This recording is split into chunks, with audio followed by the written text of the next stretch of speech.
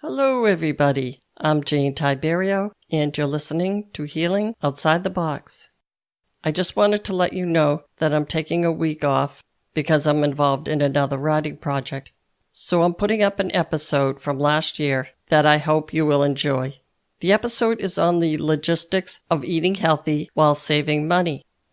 I go into how you could put together a healthy meal step by step using the one from column A and one from column B method. But before I get into that, I go off on a tangent and tell you a story about being up on the witness stand in a jury trial. I try to inject a little humor in the story because, after all, tragedy plus time equals comedy. And because I like math, that happens to be one of my favorite equations. Because, again, ladies and gentlemen, it's one way to get through life as we know it in the year 2018. So enjoy the episode, and I'll be back next week with a new episode of Healing Outside the Box.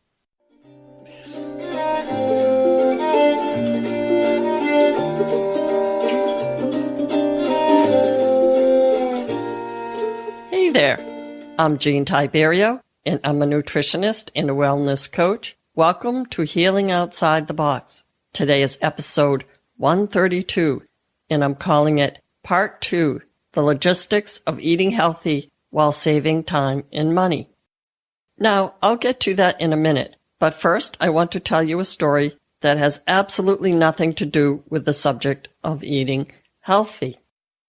So it's a bit of a stretch to tie this in, but let's just say the theme of the story is reducing stress and thriving by using the following mathematical formula.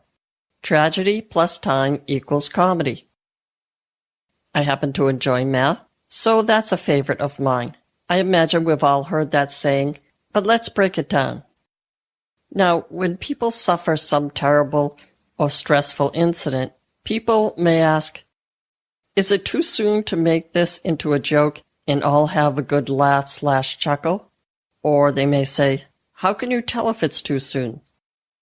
I'm giving my particular terrible incident 2 weeks, but your thoughts may vary on this. For example, it took a lot longer for us to be able to make Hitler jokes because, after all, the bigger the tragedy, perhaps the longer the time. Now I think it's pretty safe to go off on a tangent about how Hitler so loved his dog and would only give him the best dog yummies made from elves, etc. But today I'm going to try to make my particular tragic event from April 6th into something that might be mildly amusing for some, because after all, I have to walk the walk being a wellness coach and all. Basically what I'm trying to say is comedy might be the best antidote for tragedy. So the theme of the story is, again, tragedy plus time equals comedy, i.e., let's get back on the horse, Gene, and not be so angry about this. Maybe this is also why ranting can be so much fun. Basically, it all started on April 6th, when I was subpoenaed to appear in court for a jury trial. It was a criminal case for which I was the victim and only one of the 2 witnesses.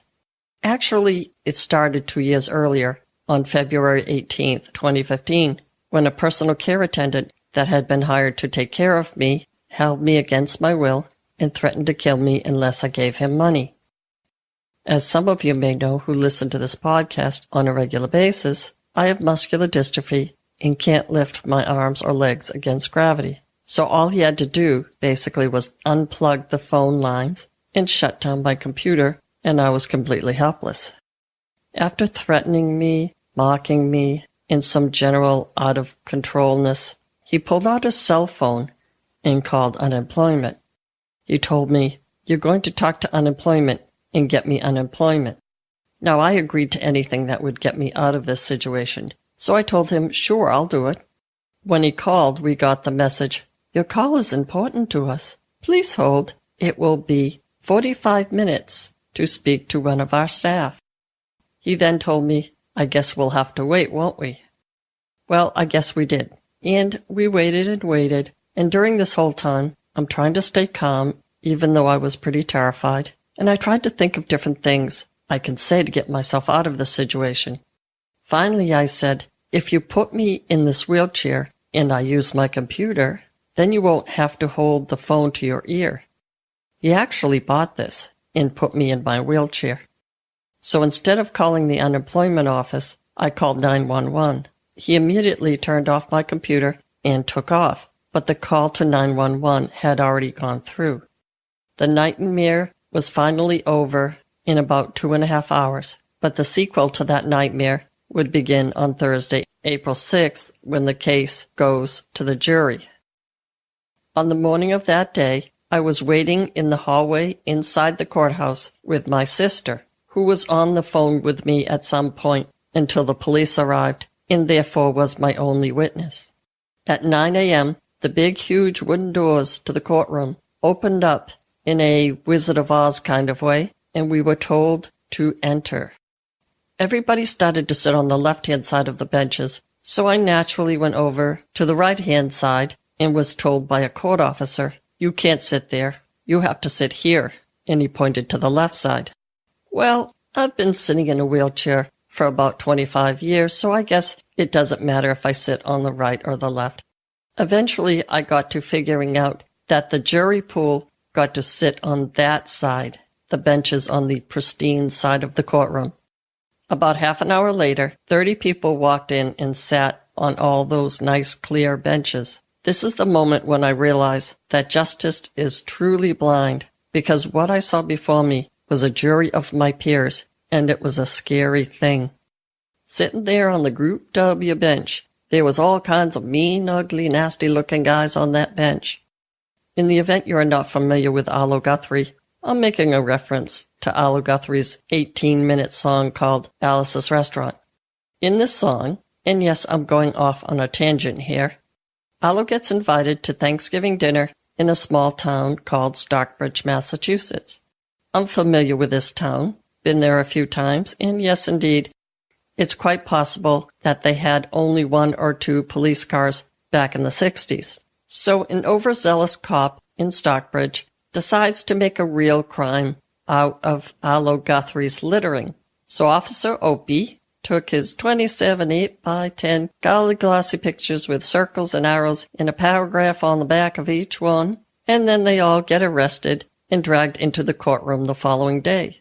The judge walks in with a seeing eye dot, proving once again, ladies and gentlemen, that justice is blind, because Officer Opie never got to show the 27 8x10 colored glossy pictures with the circles and arrows and a paragraph on the back of each one. Years later, Arlo gets called to the draft board during the Vietnam War, and the officer says, "Kid, have you ever been arrested?" So they put him on the Group W bench with all the derelicts of society. He goes on, "So I'm sitting here on the Group W bench, and father rapers and mother stabbers." Anyway, this day was a little like that. Back to my story.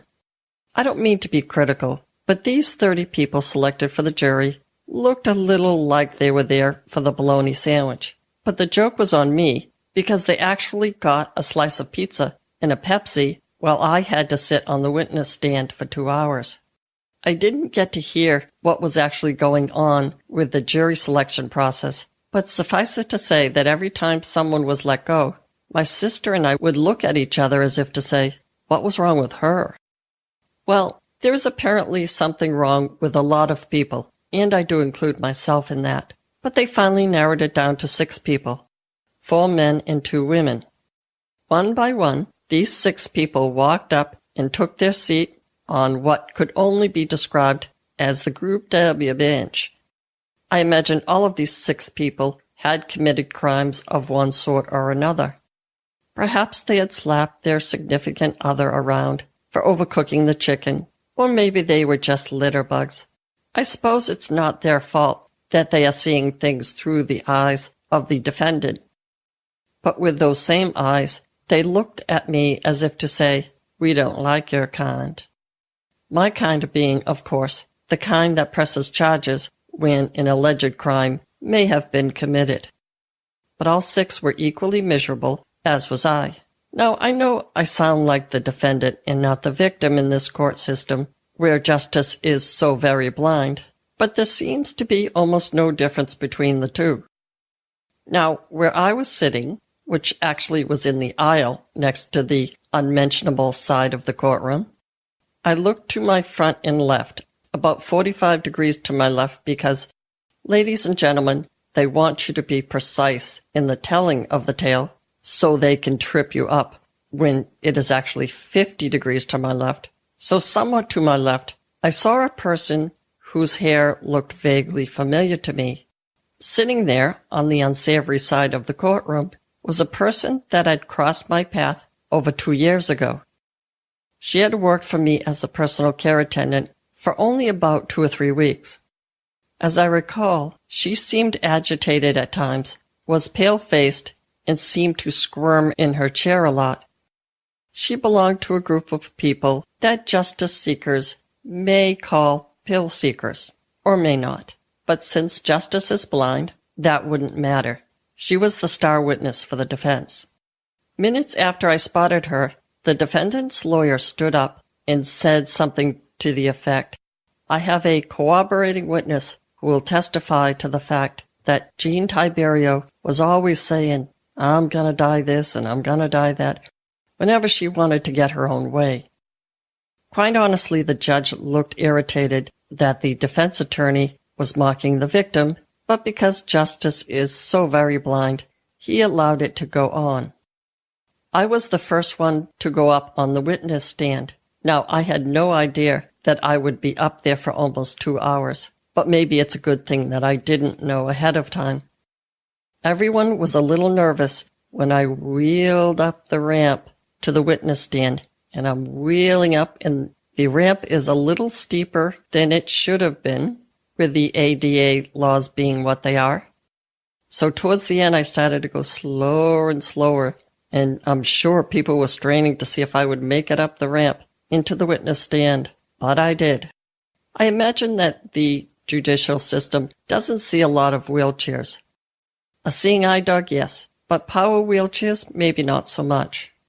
A woman from the courtroom walked up and said, "Raise your right hand," and then I have to tell her, well, I can't use my right hand, to which everyone was once again very nervous. So we finished with a swearing in, which, truth be told, is a little silly, but I said yes anyway, because I want to be a good and lawful victim. So I did. Then the prosecutor asked me a bunch of questions about my disability and my level of weakness, which went swimmingly, until the judge mentioned, with the microphone a little too close to him, that at some point I would need to go to the bathroom. And people approached the bench to discuss that I might need assistance in going to the bathroom. I suppose I might have objected to that line of questioning, but after all, he was the judge. So we moved along quickly with my side of the case, which I guess was the point the judge was trying to make, but because justice was blind and all, after the prosecutor was finished asking me her questions, the judge turned to me and said, and I swear this actually happened, "You don't mind if I try another case while you sit here on the witness stand? It won't take long." I guess the judge had forgotten that I needed to use the bathroom, so he excused my jurors, and they went off to get their pizza and Pepsi while I sat there on the witness stand. Then in walks the family and friends of the defendant, then the defendant himself, the attorneys for the prosecution, the attorneys for the defense, everyone but the victim. As it turns out, the case that he promised wouldn't take long is an attempted murder case. Now, I can only imagine this, but I suppose the victim was told that if she appeared in court, she might be finished off. So she was absent. Since I was on the witness stand, I had a bird's-eye view of the defendant, who seemed very pleased with himself since he got his victim to stay home. The prosecutor then read 4 pages of violent crimes that this defendant perpetrated on his alleged victim. I tried to stare him down just a bit, but he didn't appear afraid of me at all. This was some bad dude who had taken his cell phone charging cord and wrapped it around his victim's neck, tightened it, and strangled his victim, which was his girlfriend, squeezing it until she passed out. He continued beating her. At one point she fell back and got a gash on the back of her head, but he wasn't through. He put his hands around her neck and strangled her bloody neck with his hands. At some point, he just left her to die. Now, I was still a bit nervous since I had been on the witness stand a while at this point, so you can imagine that all of this was not calming me down. Because the victim, quote-unquote, failed to show up, the violent attempted murderer got only 90 days, of which he may be serving about 30. Then all of the friends and family of the defendant politely were escorted out, and the defendant was escorted out. Now it was time for the defense attorney in my case to cross-examine me. And he was one nasty SOB. He would ask questions like, "Isn't it true that you stated blah, blah, blah?" And when I asked him for clarification, he would say, "Just answer the question, yes or no." But since I had no idea what he was referring to, I asked for more clarification, and finally the judge stepped in. It turns out that the defense attorney was just making it all up. I actually never said what he told me I had said. With all of the courtroom TV shows I've watched, I was so nervous that I didn't know the word sustained from the word overruled, and I would answer the question anyway. After the trial was over, the DA assured me that I had done a great job, and then my abuser was found not guilty by a jury of his peers. All of this is to say that if we don't find comedy in this somewhat untidy life we live, we'll all drive ourselves nuts. Initially, when I heard the verdict, I would say things like, "This is why we should take a gun to a knife fight. It settles things." But I'm much calmer now, and I feel like I can continue with my episode entitled Cooking Healthy on a Budget. In my previous episode, I talked in general terms about how to think about making a handful of items to cook on a regular basis. If we have some idea of what we would like to eat at home, we can then get the items in the grocery store and stock our fridge. And also keep recipes handy to put it all together when we get home from work. So this week, let's go through the process with a couple of examples. Now, when I ask myself what I feel like eating, I usually categorize it by ethnic foods. I might feel like Italian for a couple of nights. Then I'll feel like something Asian, maybe with crushed peanuts. Or I might feel like something Mexican, maybe burritos or quesadillas. The three examples I decided to go with are, number 1, an Asian stir-fry with an easy peanut butter, soy sauce, and ginger mixture served over udon noodles. Number 2, pasta primavera with maybe frozen shrimp in a garlic white wine sauce over linguine or spaghetti. Number 3, black bean burgers topped with either caramelized onions or soft spreadable cheese in a bulky roll. I'll give you links to these recipes in the show notes. If you're going to make 3 meals like these, you should have certain ingredients on hand all of the time or most of the time, and you will notice that most of these items will keep for a while and are pretty inexpensive. They are onions, any onion you prefer really, a head of garlic. I usually run out of garlic before it goes bad. A ginger root. I prefer the thicker root because it is easier to peel. Soy sauce, probably the one thing that everybody does have. Organic carrots. These will last for a while. 1 or 2 cans of black beans. Maybe 1 or 2 cans of San Marzano tomatoes. And if you so choose, a drinkable white wine.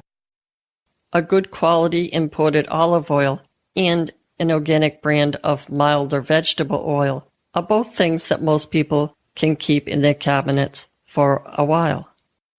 As for the starch base for these recipes, you can buy organic Italian pasta and organic udon noodles for a very reasonable price, less than in the grocery stores usually, if you order through Amazon or somewhere online and buy in bulk.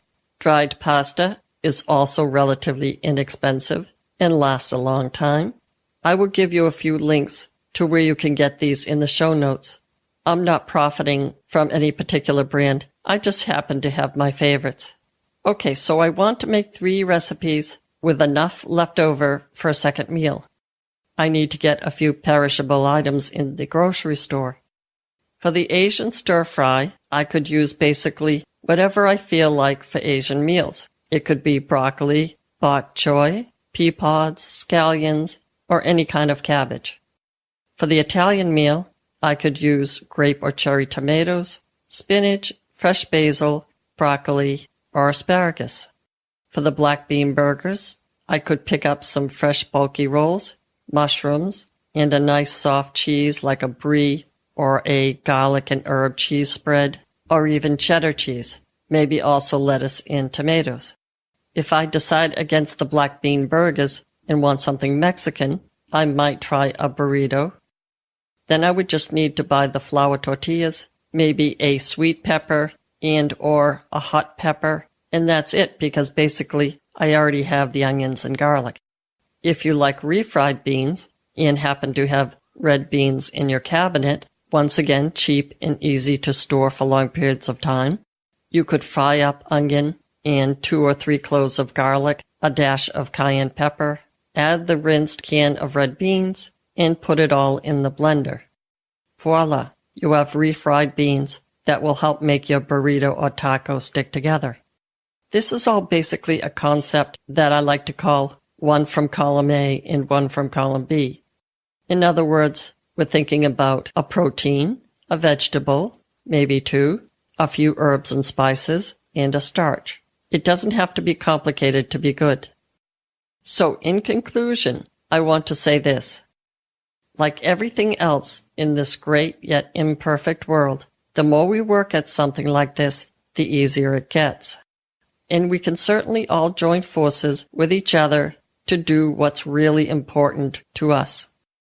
As I mentioned in the last episode, there are new meetup groups where you can share recipes and homemade foods. There are school gardens which are blossoming everywhere. There are Facebook groups and all kinds of tribes smoking whatever they're putting in their peace pipes together, and it's win-win all around. So if you don't have a group with similar interests and desires, no one's going to stop you from starting one. As Arlo Guthrie once said in Alice's Restaurant, if you want to end war and stuff, you got to sing loud. That's all I have for you today. Be well and stay tuned next week for another episode of Healing Outside the Box.